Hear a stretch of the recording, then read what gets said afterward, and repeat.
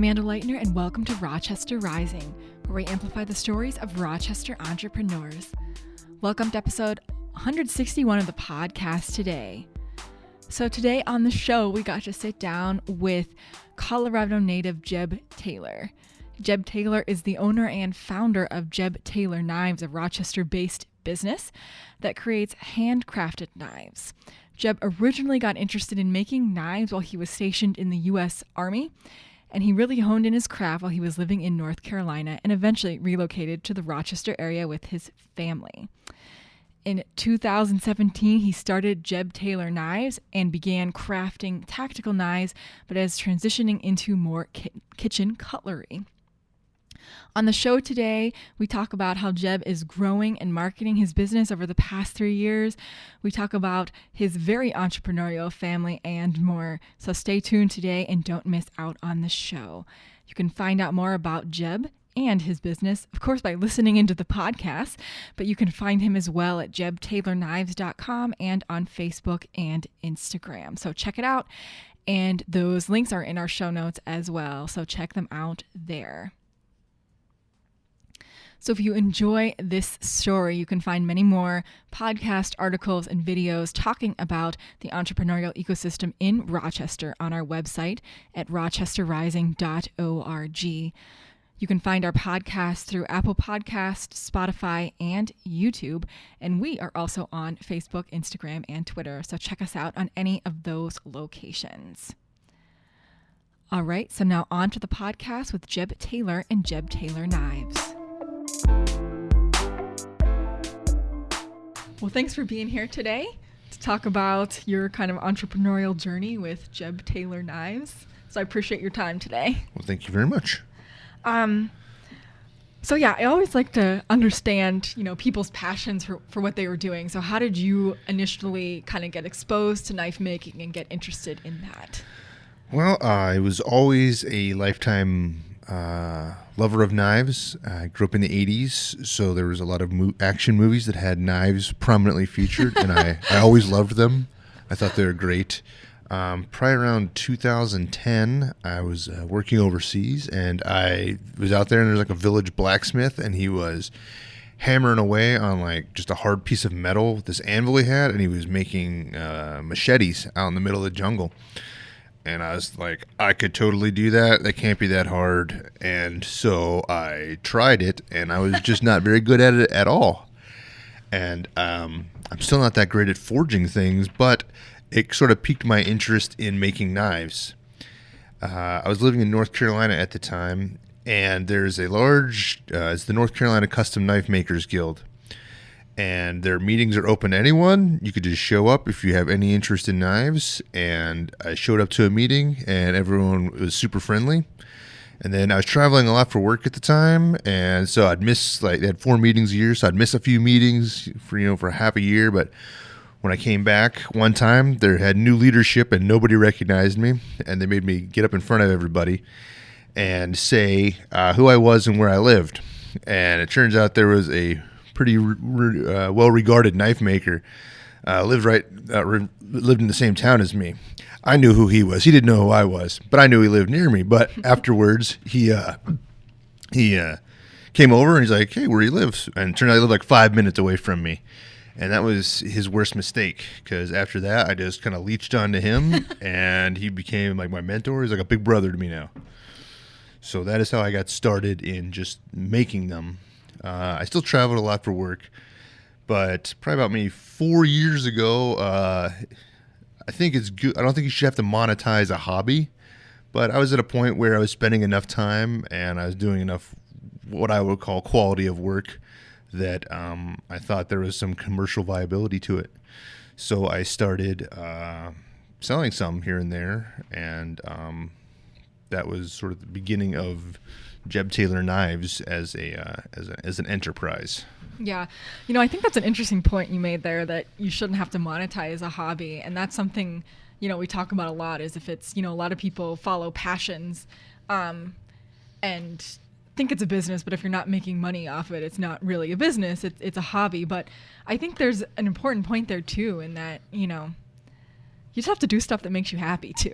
Yeah, exactly. So it's like, yeah. it's it's a fine line between, and someone said that to me. I was thinking back to a podcast we did a few months ago at this point, and I was talking about something that I do. I didn't think there was business potential, and they were like, well, if it makes you happy, it shouldn't matter how. Yeah. If that's your primary source of income, that's one thing, but just to satisfy a passion that you have, I mean, that's what entrepreneurship is about, the freedom and the flexibility. Yes, I agree.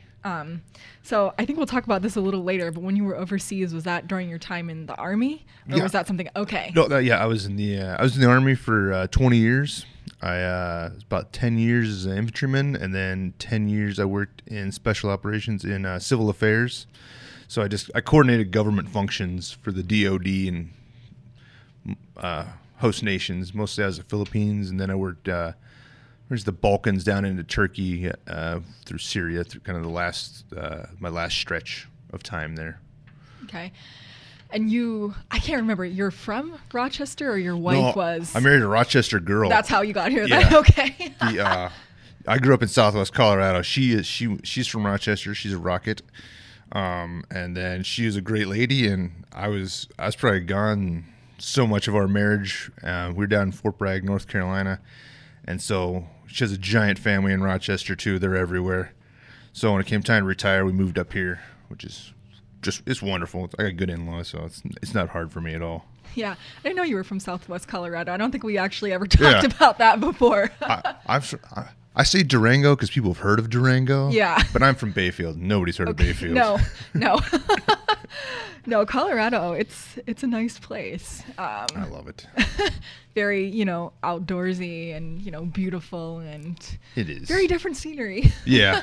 Although Southwest, I don't know if that's mountainous or it's more like the desert. It was way up in the mountains. It's up in the mountains. Yeah. Okay, because Colorado Springs is more like desert, right? Yeah. Or is that not? Okay. It's kind of the edge of, I call it the edge of Kansas. Okay. It's like that seems fair. Yeah, it's like, the prairie. Then here's the Rocky Mountains all of a sudden. Yeah, no, my husband always talks about wanting to go to Colorado Springs to visit. I don't know how he has that in his mind, that's where he wants to go. It's a good jumping off point for the rest of the state. Yeah, I think that could be.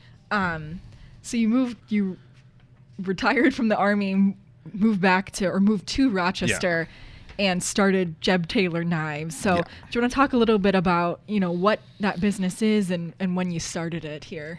All right, so it'll be probably 2017, about 2 years ago. As anything, it's kind of grown. I used to make a lot of tactical knives because I was in the military, and that's what I was all around. And then when I retired, I just sort of wanted to move away from that. I didn't want the best thing I ever did in life was my time in the military. I wanted to just kind of do something new and try and be good at something new. I don't know what you call that, but that's what I want. I just didn't want to be known as always being. I liked my time in, but I don't want that to be the best thing I ever did. A friend who makes kitchen and butcher knives, and I always appreciated the connection he had by making knives for people who cook. Mm-hmm. That's really what I copied off him. It's not his knife style so much, but I always appreciated how much connection he had to people using his knives, and I always thought it was remarkable, and it was very admirable. And when you're making fighting knives, really honestly, people don't fight knives very often in the real world, it turns out. Right. And so because they cut cardboard, but when people use them in the kitchen, it's wonderful. It's you kind of get to be there with them, and if you make a good knife, it's like a lightsaber. That thing it makes everything easier when you're cutting. Yeah. If you ever used a sharp knife versus not one, you'd be like, I can't go back now.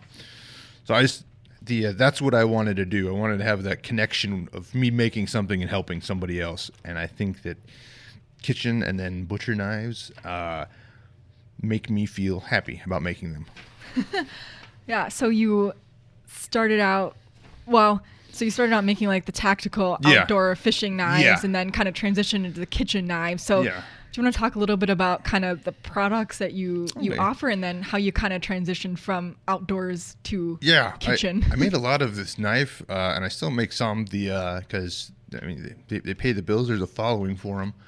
It's a knife for jumping out of airplanes. If you're in charge of people parachuting, you have to have a knife in case they get tangled up in their stuff or whatever. And I was able to kind of take that and make prototypes and go have people use them and tell me this is good, this is bad, and get feedback, and then start, getting all the knives doing all the machining to speed up time. And it was easy when I was at an Army base. I'd sell a ton of them because it's a very tight-knit community. But then as I moved away, it was pretty, sudden life change for me. I'd been at Fort Bragg for 15 years. Been there for I didn't move around in the military very often, and so then it was just sort of I don't know, it was a conscious decision that I just didn't want to do it anymore. And so the easy part is once you've expired the stocks of metal or everything you had cut up, you just don't order anymore. Right. You can make the decision pretty quick once you run out of the big thing in knife making is like you have a lot of upfront costs at once. Like, I just spent $2,000 in metal, and now I just have a box full of metal that nobody's bought this box of metal because I have to make a knife out of it. So it was just pretty slow transition. I worked on 3 of that other knife today, but then I worked on 15 boning knives this morning. And you do everything in your shop next to your house. I do. You do all the forging, I do. I do the CAD, the design work there, and then I get the blanks water jet down in Michigan.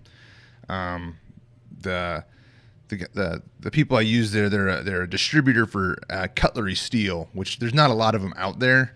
So if you're getting at a distributor's rate, it's like 35% cheaper than buying. When you're buying metal by like its length and volume, you're paying the worst retail markup on earth. It's like buying a bottle of water at an airport. Yeah. It's price gouging. It is at the extremes. Like when you start buying it by weight, that's when you're like at the entrance to industrial level. So it gets to like economies of scale. It type. does. Yeah. And the more you can do, you can get it cheaper. So. And then I'll have the blanks water jet, and then I'll let them surface ground just to get them perfectly flat. Then they'll send them up here, and then I'll grind them and then do any other machining on them, get the blades ground, all the finish, get the handles finished, things of that nature there right here in my shop. I do a lot of the heat treating. For a couple things I've sent it out, but most of it I do right here. And it's just the... It aids the profitability. Every time you farm something else out, you're reducing your profit every time. Yeah. And then it's your time, and it's like, what's the balance? It is. Yeah. And I got young kids. I'm a full-time student over in Winona also. So yeah, time is very valuable. So I forgot you were a student too. Yeah, you're balancing a lot right now. Yeah. So when you transitioned into doing the kitchen knives, or you're transitioning now, is there much difference in how you're making the knife and how you're marketing, or what is your transition like there? They're a lot thinner. Like they're a lot. The way you make it, they're a lot thinner. They're a lot more precise. I think they're a lot better because they have to slice. Some knives are made that like people use them as pry bars, so it's actually easier to make something super thick. But if you're trying to make something super thin, I try and make a chef's knife blade 12/1000th of an inch thick. So a piece of paper is 3/1000th of an inch. So 4 pieces of paper is how thick is the goal in the middle of a chef's knife blade.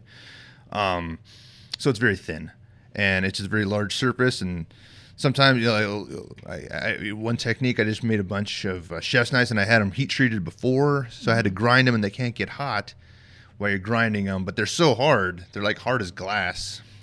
So it just took forever. What would normally take me like maybe 20 minutes to grind, I was taking like 45 minutes. Oh, wow. So then, doubling your time to production. And then you're just a sad panda. You're just like, well, it's going to be 45 minutes. So, and you have to sit there and hold it the whole time? Yeah. You're just, okay. I can only grind going from left to right. I can't do it the other way. It's like Zoolander. So yeah, it takes a long time for me to do those. And then you have to make some and give them to people you trust before anyone actually sees the knife. I think there's kind of a lag time in what I work on. Sometimes what I'll advertise or show people I'm working on. Mm-hmm. It's a very close cohort who actually gets to see what's going on in real time. Because you need people to say this is horrible or I don't like this. Mm-hmm. Yeah, you need your prototypers to test it out. Yes, exactly. And I was very fortunate to find a few right here in the area immediately. So I would find a couple butchers to help me out, and those are really when it comes to cutting, there's very few professions where someone can articulate how good a knife is better than a butcher. Okay. That is just so valuable to them. So I'd be able to get a lot of good feedback. Yeah. So how are you connecting with customers then? Is it mainly through your website, or are you in stores, or? I don't know. Not very well. I'm in a couple stores. Luckily, Fig here in Rochester. Okay, you are in Fig. Yeah. Okay. They were kind enough to let me have my wares there. It's super nice, fancy store. If I don't feel like I belong there, but they are, and then a lot of word of mouth. I still ship most of my boxes to the southeast of the United States. Like people, the So mail. you have a following there. Yeah. Just because I was there, and that's for I had made friends for so long. But it's expanding up here. My website is it's very well architectured. It's not very well maintained because I'm the maintainer. But you have a website and I do. It's clear. Yeah, which is a huge win. Yeah. It's very nice. It's very well done. But I'm the maintainer, so I'm the weak link in that. I like Instagram. I like Facebook. I don't feel I'm 40 years old. I'm not good looking enough to be immediately likable. I try but. I feel like you do a lot on Instagram and I Facebook. do. I try not to show my face very often. It's just usually pictures of my hand holding But people something. like to see the person behind it. Yeah. Just a lot of pictures of my hand holding things because I don't really. Yeah, no, that's fair enough. Yeah, a lot of people don't like to be in their picture. I don't like to be in pictures. I'm like, no, let's do something else. Yeah. But yeah, so you're in local stores and people can go into Fig and find it there and order from you. Yeah. As well online, and you ship it then. Yeah. And I remember talking before about something weird about knives and Facebook. Like you can't So there's and I don't understand it, and this is where I've transitioned over and I would maybe reset the entire course of my business from this. Facebook and Instagram, they only like kitchen cutlery, and they do not like knives. They don't like hunting knives. Yeah, they don't like anything else, and I think once you get labeled a knife, once you try and do an ad and they're like, no, you can't do this. Yeah. There's no changing. You're labeled. Because kitchen cutlery people do advertise. Yeah. But I would decide to start over again. Not that I have that many people following me. I could start over. It wouldn't cost me much. But it's kind of been tagged as yeah. Like making me feel like you're a bad person. I'm over here making a little knife, But honestly, I feel like word of mouth is everyone's best seller. I think it is. So yeah. I don't know that I put that much stock in social media advertising anymore, and I'm probably going to get some messages about that. But I don't know. I don't. I don't know the right answer. I was recently featured in called Blade magazine. It's like the New York Times of cutlery, essentially. And I was featured in it, and it was like they requested I submit a knife. I did. I got 4 pages in there, a bunch of pictures, and I honestly did not see a bump in anything. It's hard, yeah. And I was like, maybe it's just knife makers are the only people who read Blade magazine. It could be. I don't know. I guess it's just because I read that as a kid, so maybe I was just impression. But I in my mind, I thought there's going to be a great upsurge from this. Mm-hmm. There wasn't, and I had a knife reviewed on a not totally obscure, but pretty small website for a firearms manufacturer, and I had great responses from that. I think I sold 6 knives from it, and it was a 1-minute review of the guys cutting rope. So it's finding the influencers It somehow. is, yeah. That's interesting though, because you never know. Everyone has to make all these hard advertising decisions, and it's like you don't know what's going to come out the other end. It's hard. It is. I think someone was able to there's a lot of websites those ads when you see other people when you're on a website for something you like, and then those little banner ads, the follow-on ads. I feel like those are maybe the most successful because you're already at the website because you like it. You're not accidentally bumping into it. I don't know. I'm sure there's probably someone who does analytics for that. It's phenomenal. Yep, I know somebody who does that. Yeah, Google, you need some Google ads. Yeah. But no, that's true. Associating with other items that people are interested in that are similar. So we were talking before, you were in the Army for 20 years. Yeah. So prior to this, did you have business development experience before, or how are you kind of learning how to do those things? I got really lucky. I got medically retired. I got my bell rung a few times, and I got medically retired. And the SOCOM, the Special Operations Command, has its CARE Coalition, which was started during the war. I think it was like 2010, 11, somewhere in there, to fill in the gaps of bureaucracy for wounded Army, Navy, Marines who worked within Special Operations. And they had a lot of people, and they had money, and they had, it was set up for being like, if you get blown up and your wife has to fly to Germany to meet you, you're at the hospital, what happens to your dog? These guys would, like, no kidding, like, don't worry about your dog, it'll get fed tonight. They'd find a way, and they would just, they would cut through the bureaucracy. They also started doing, what are you going to do after you get out of the military? And they had these internships. And I signed up for it. I knew what I wanted to do. So I did a internship for a year. My last year in the Army, while I'm getting ready to get out, I worked at a toolmaking apprentice at Wilmot Grinders and Knives in Hope Mill, or outside Fayetteville, North Carolina.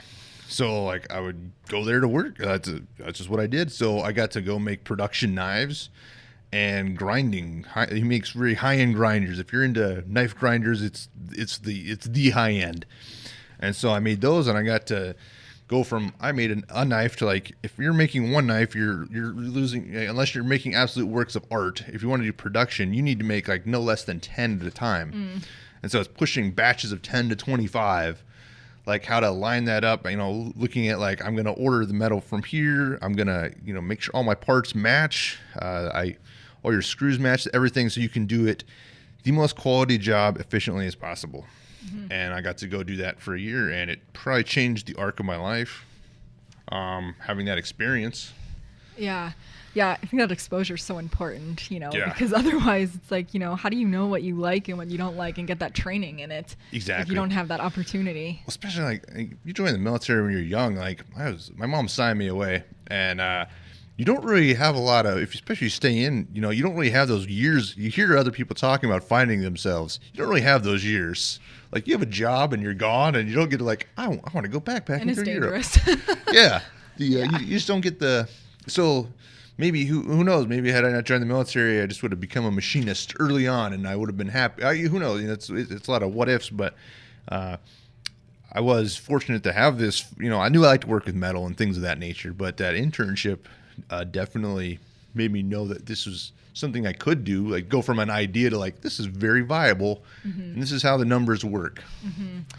Yeah. So besides, that internship, do you feel that you took that skills you learned during your military service were applicable? And I always notice everyone who's ever been in the military always shows up early. So that's one thing. Yeah, exact. Timeliness. They're always on time. That is, yeah. The time management, I think being honest with people, if things aren't going to go good, tell them as soon as possible. Let's just say bad news doesn't get better with age. So if things aren't going good, I've had, just being honest with customers. I think honesty, because really there's no room for gray area in the military. They expect honesty always as the absolute standard. So I never take people's money until I have a knife ready. I don't take deposits. I want to be able to walk away and not owe. I don't want to have any moral or kind of guilt feeling involved with anything. And you haven't gotten burnt yet on a. I once or twice, but it worked out in the end. Sold it somewhere else. Yeah. So maybe if I was doing, like, some crazy exotic something, which I don't do a lot of, I would. But it's worked out, and I sleep well, so that's the key. I think that's the thing. And, I got all kinds of, I wouldn't say it was bad advice, but advice I wasn't super comfortable with executing on early on. And now I'm confident enough that I don't really, listen to it. Yeah. The advice that doesn't seem right to me. And that's just what you have to do, because you're the one, like you said, at the end of the day that has to sleep on it. Yeah. So it's like, you have to be happy with your decisions and how you want to operate. Yeah. So how do you balance, so you're a full-time student, right? Yes, at Winona, have a family, and are doing this. So how do you balance all that stuff? I get up early. Yeah, I start class at 8 o'clock over in Warren. So that's Okay. I consider it an hour drive. It is, I give yeah. myself an hour, and then I don't know. I try and just fit it in. I try and work from 2 till 4 before my daughter gets home, and then from like 8:30 till whenever. And then Tuesdays and Thursdays I'm in the shop from 5 till 8. Okay. That's So a full day. yeah. It is. It is a little bit tiring. I've got a couple guys who've been helping me out though, so that's good because there's a lot of it's very detail work, but it's monotonous. And once you can do it, like the grinding of the blades is the hardest part. Like that's like the one thing I can't really farm out at this point. Like I have to do that, but drilling holes and tapping holes and things of that nature. And I've come across a lot of a couple family members and other people who were able to help me, and not everybody's able to. I mean, doing precision metalworking is not for everybody. Yeah. Well, like you said, it's very detail oriented. I had something else to say about, but I forgot.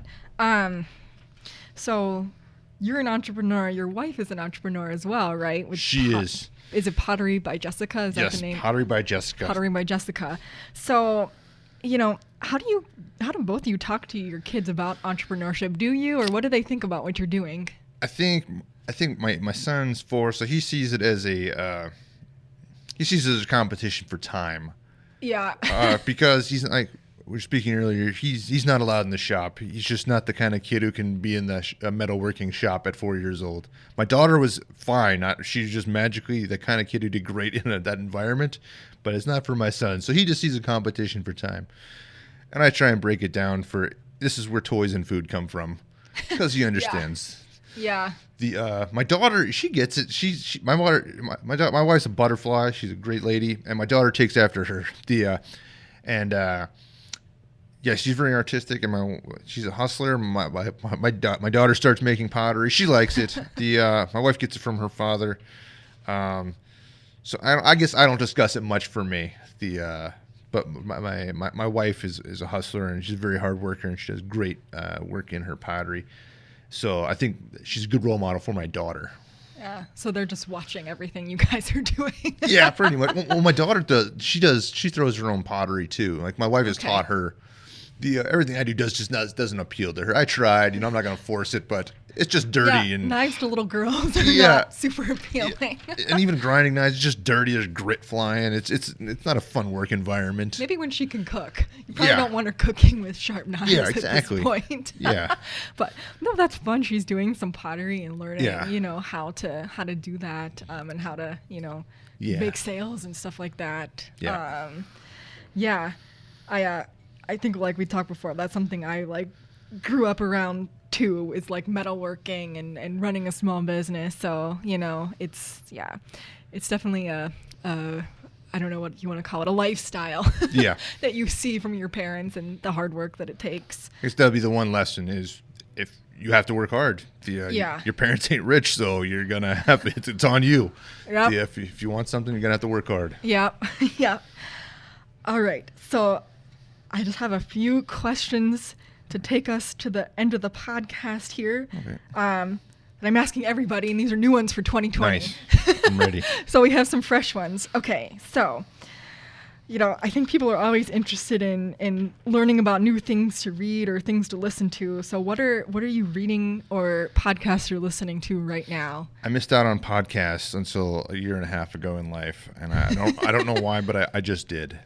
I think it's because I got AirPods. Well, I worked for the government, and you can't have phone. Wherever I worked at, you can't have a phone or AirPods or anything happy. Yeah. In every building I worked. No GPS capabilities. Yeah, and so I just missed out on podcasts. I listened to this one here. There's one called Knife Talk. It's 3 knife makers. I listened to some on Six Sigma and like lean manufacturing strategies. I think in another life I should have became an industrial engineer. I really enjoy the process and like shaving time off of process and how process, because if you only have one person, you really have to maximize your time. Mm-hmm. And so building a process to do everything I do, I'm always interested in. I'm reading Foxfire, number 10.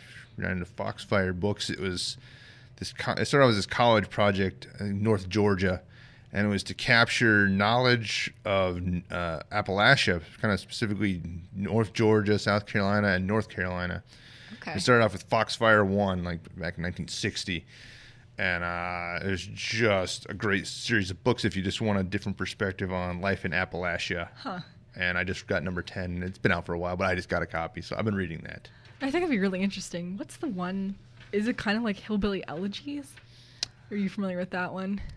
I think that was like West Virginia. It was based in West Virginia in like a coal mining town that like shut down. This is everything like, like how to, like, and it's like, it's written, verbal dictation, like how to skin a hog, like how to make moonshine. Here's a story about, use that root over here to fix your ankle. There's just, now, just because they lived in, Appalachia, they might be simple, but it's not that they're not smart. Like it's like skills. Smart. Yeah, it is. Yeah. And it's just recorded a different way. So I always think they're interesting. Yeah, I have a family member. She was in Boone, North Carolina. It's still there, I think. But yeah, she like loved it there. I would like go and find like these exotic mushrooms and stuff for like restaurants. And I mean, that's a skill because you could kill somebody if you get the wrong mushroom. Yeah. But no, she loves it there. She's probably been there for like 10 years at this point. Okay, so what's your favorite spot in Rochester? I'm not sure. People make fun of it. I like Olive Garden because that's where I first met my wife. So it has history. It is. I like it. You never see an Olive Garden go out of business because people are happy when they're there. You got a lot of food, a lot of bread, a lot of carbs, a lot of food, good sauce, and people are happy. You don't see unhappy people. Yeah, no, that's true. I've only been to this one once, the Olive Garden here once. I'm still waiting for Chili's to be in town. There has to be some story about why there's not a Chili's in town, but I feel like it would do well. I don't know. I think it would. There's a lot of great food options. I don't think. I think people like all sorts of food.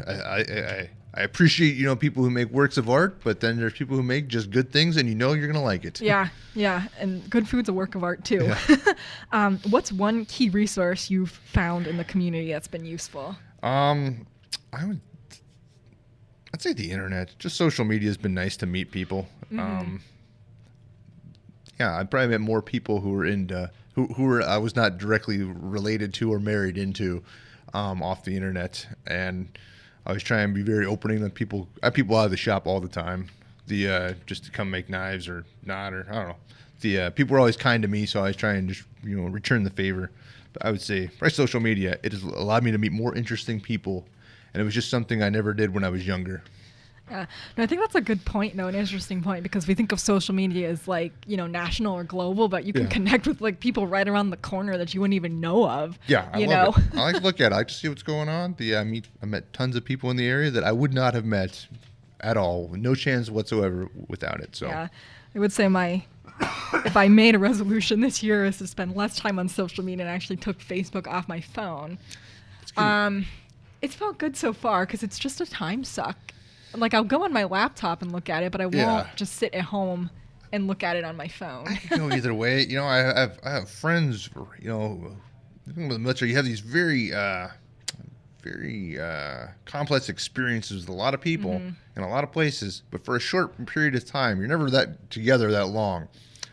And, you're always going here, there, whatever it is. So I like it. I get to see all my people's friends, and I wish there was just more cat pictures and politics, but I like people see those kids. But I like it. Yeah, I find a lot of kids, cats, and dogs on my Facebook and Instagram. So maybe just knows what I want to look at. So is there one thing you wish you'd done differently with your business? I wish I just understood. I probably just would have made it like a blanket cutlery company. I just would have started off as a kitchen company. And I sometimes think maybe you just split off the brand. I don't know what the right answer is, but like, I just need to do it, or not, or stop complaining about it. That's what it is. Well, I feel like you always have to start with something, and that was something you knew like pretty well, and then kind of transition over this. So maybe you never would have taken the leap. I don't know. I just had a discussion with my husband a few weeks ago about something. Like if you don't try this one thing, then and it doesn't. Not to say that it didn't work, but maybe not your favorite thing right now. And it's like if you didn't try it, you never would have gotten to where you are. Yeah. So every experience is valid. That's why after I had kids, I had no regrets in life because everything led me there. And once I had kids, I was like, this is perfect. I love my kids. So it all was supposed to be here. Whatever it was, here I am, and I'm happy. Meant to be in Rochester, Minnesota. This is it right here. Making knives. Yep. Awesome. That was my last question for you. I'll ask you for any final thoughts if you have them and where people can find you and your knives. Well, first off, thank you very much for having me here today. I've enjoyed listening to your podcast and the 1 Million Cups Rochester, which you invited me to once long ago, and I really enjoyed it. I'm on Jeb Taylor Knives on Facebook or Instagram. Not a lot of guys named Jeb, so it pops up pretty easy. And JebTaylorKnives.com. And I live out in Marion. If you're ever into knives and you're in the area, just shoot me a note. I'm pretty user friendly. It's not a bank out there. Come on out and check them out. And I just like to talk about knives. So I would be happy to discuss whatever you have. Awesome. Well, thanks so much for being here today. I appreciate your time. Thank you. Thanks to Jeb for taking time and sitting down with us today and sharing his story. Again, to find out more about Jeb and where to purchase his knives, you can check him out at jebtaylorknives.com. And I also saw one at Fig the other day, so you can find his knives in person at Fig as well. So check it out. So we're always looking for great entrepreneurs to have on the podcast, Rochester entrepreneurs. So if you know of a great entrepreneur in Rochester that has a good story to tell, send us an email and let us know at rochesterrising@gmail.com. All right, that's a wrap for the podcast today.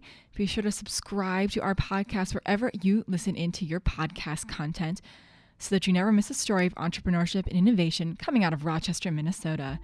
Today's podcast was hosted by me, Amanda Leitner, and it was produced by Matthew Eng.